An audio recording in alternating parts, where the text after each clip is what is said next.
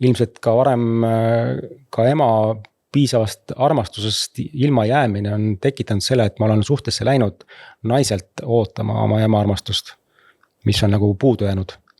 Ja siis klammerdunud selle jala külge või tissi külge, et olla hea laps. Et ma ei ole nagu siis mehena nagu lõplikult välja nagu küpsend või arenenud, et päriselt ise endas seista ja liikuda ise suhtesse teadlikumalt juba, eks. Et hästi palju olen olnud selles kohas, et hoian kinni. Hirm lahti lasta. Ja kui mul on hirm lahti lasta, siis minu soovid ja vajadused ei ole tähtsad. Ma ei julge neid välja öelda sellepärast, et hirm on, et kui ma hakkan need väljendama, siis ma jään partnerist ilma. Naiste jutud. Naiste jutud. Armsad naistejuttude sõbrad, täna me räägime suhetest läbi mehe silmade. See on vaatenurk, mida tavaliselt aimatakse ja mehed ka kipuvad rääkima seda, mida on õige öelda ja väga harva ütlevad seda, mis nad päriselt tunnevad, päriselt vajavad ja päriselt igatsevad. Aga usu, see on oluline tahk, et seda tervikut mõista. Mina olen Kristiina Herodes ja mul on külas üks väga äge mees, kes on suhte kogemusnõustaja, ruumide looja ja ise olnud 5 pikas suhtes ja lugematuse arvus lühemates suhetes, ehk siis ta oma südamega on väga palju läbi tunnetanud ja väga-väga palju õppinud. Tere tulemast, Raivo Johanson! Tervist! Ja see teema vajab valgust, me arutasime vahel ennem saadet, miks see nii tähtis on? No ikkagi seetõttu ilmselt, et rohkem üksteist mõista. Et me naiste ja meestena sageli ei mõista päris nii, nagu me arvame, kuidas võiks mõista, räägime täiesti erinevat keelt. Ja et eks üksteisest paremini aru saamine ja mõistmine, et see loob nagu ka suhtesse paremat ühendust. Just, ja ma ütlen, väga klassikaline arusaam on see, et naised tahavad ühendust ja mehed väldivad ühendust. Miks see nii on? No siin on nii palju selliseid erinevaid uskumusi, ühiskondlikke, kollektiivseid selliseid mustreid, mis on kaasa tulnud nii vanemate kaudu ühiskonnalt ja ma olen ise nagu meestega hästi pikalt nagu tegelenud. 10 aastat. Peaaegu 10 aastat. Ise enesearengu teel on üle 18 aasta ja mul on see huvi nagu olnud, et mis siin nagu siis täpsemalt sees on, et ma ei saa oma tundeid ja emotsioone vabalt näidata, pidev see soov nagu kõva mees olla, hirm oma võib-olla mingid tunnetega kokku saada. Ja see on niisugune teekond iseendasse, kus sa lõpuks hakkad märkama, et nagu nii palju on sellist aegunud uskumusi mustrid, mida ei peaks täna enam kaasas kandma, et suhtesse luua tegelikult rohkem harmooniat ja ühendust. No aga võta kohe esimene, mis on täiesti aegunud ja mida ei peaks kaasas kandma. Laseme kohe õhupallidest õhu välja, mis on vanad ja lössis. Mul on hästi suur tänulikkus, et mul on olnud võime nagu meestega töötada. Ja see tähendab seda, et kui mees istub vastas kas nõustamises või mingisugusel seansil, siis nii huvitav näha need rollid, mida me kanname. Tuleme hommikul kodunt välja, siis paneme maski ette, et me oleme siis mingis rollis. Kas oleme siis tööalaselt mingit rollis või isa rollis või partneri rollis. Ja seal taga on nagu mingisugune uskumus, et mees peab alati selline tugev olemas, tugeva selgrooga, igalt poolt läbi minema. Ja kui vastas istub näiteks ka minu jaoks sellised olnud autoriteetsed mehed ja kui nad päriselt nagu avanevad ja võtad maskid eest ära, siis seal all on tegelikult niisugune kurb poiss, kes elab tegelikult valus, ei oska oma tunnete emotsioonidega hakkama saada ja selline pidev soov nagu tõestada, et ta on väärt midagi. On tegelikult varem või hiljem mingil viisil siis kuidagi hakanud ka elus kogemusi pakkuma, kas see suhted on purunenud või tervis on muutunud kehvemaks, no nii edasi. Et kui hakkame lõpuks nendest nagu läbi nägema, et tegelikult me ei pea need asju täna kaasas kandma. Ja et on võimalik muuta, siis need asjad hakkavad muutuma. Ja täna me oleme huvitavas kohas, et kui vanasti oli mehe roll see, et mees käib nagu tööl ja toob raha siis ja söögilaua peale, siis me oleme sellises muutuvas maailmas, nagu me tajume.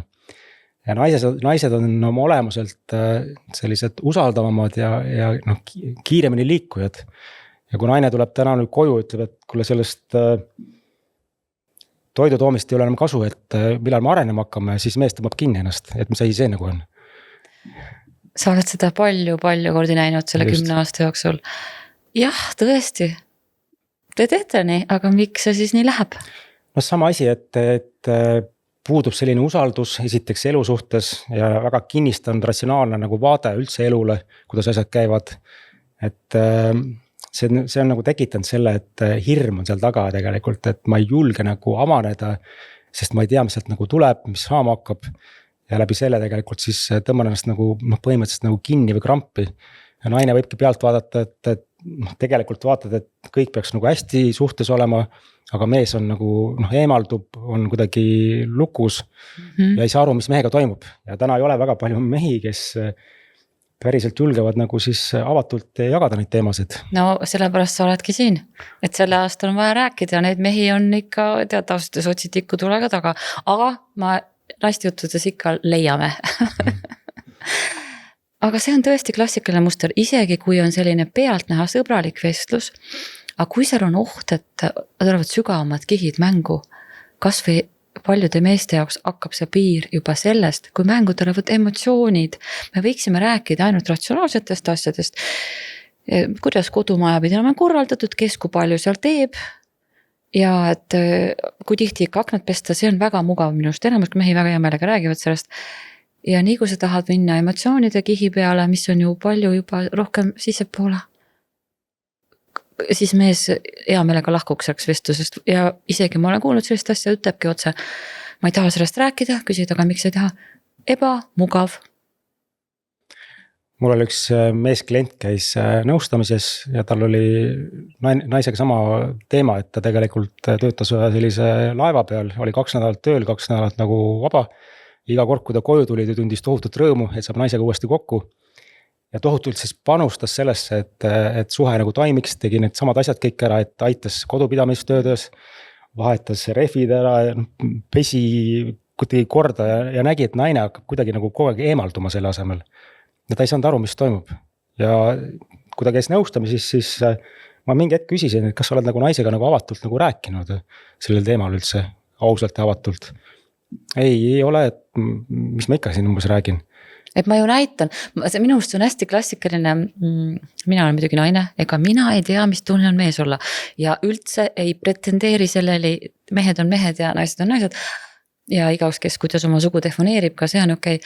Aga see on minust kõige klassikalisem selline vääriti mõistmise jada algus, et mees ju näitab oma tegudega, et ma hoolin, sa oled mulle tähtis, ma armastan sind, ma panustan, ma teen ju nii palju ja see ongi vägev ja see ongi väga mehelik ja see ongi väärtus, aga naisele on emotsionaalsed vajadused ka.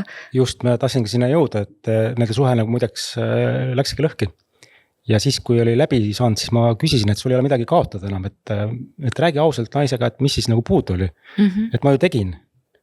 Kõike tegin, tõin raha koju, söögid, pesin, kõik asjad. Ja naine ütles ainult ühele ausalt, aga mul ei olnud seda vaja. Ja mees oli täiesti hämmingus siis, et aga mida sul siis vaja oli? Minu jaoks oli kvaliteetaeg, ühine aeg oli oluline. Ja mehe jaoks oli see väga nagu suur väljakutse, sest oli kinni, väga raske oli rääkida. Ja see näitabki, kuidas me suhetes sageli nagu räägime nii erinevat keelt tegelikult, eks. Väga erinevad. Ja nüüd on see, et kas me tahame nagu selle partneri keele ära õppida või mitte. Sageli mitte, sest ei oska ja siis me läheme sellisesse süüdistamisesse, draamasse. Kõik on kaitse, kõik on enesekaitse, erinevad vormid, ütleme niimoodi. Sest minu meelest, jah, sa ütlesid nii jumala õigesti, meestel on omakeskis väljend, et naised teevad draamat, õudne draamat, see nagu käib, ei. Ma pean tunnistama mehena, et ausalt siin kõigi ees, et ma olen ise draamas elanud praktiliselt terve elu. Ma isegi ei teadvustanud seda, ehk siis Draama 3, kui keegi on kuulnud, siis on olemas selline hea sait nagu draamavabaelu.ee, soovitan kõigil lugeda. Ma isegi ei teadnud, et ma mingi hetk olen draamas sees, et mingi hetk ma olin siis see agitaator, kes süüdistas, siis mingi hetk ma olin ohver ja mingi hetk ma päästsin seda kõike. Ja see on lõks, seal on väga lihtne tiirelda ja see on väga destruktiivne nii inimesele endale kui nendele, kes üritavad suhet loida. Kallid sõbrad, meil on sellest Draama 3 nurgast on eraldi saade ka. Väga sügav ja pikk ja tõsine saade, nii et võta see ette siis, kui sa tõesti tunned, et sa tahad targaks saada, sest kerge kuulamine see ei ole.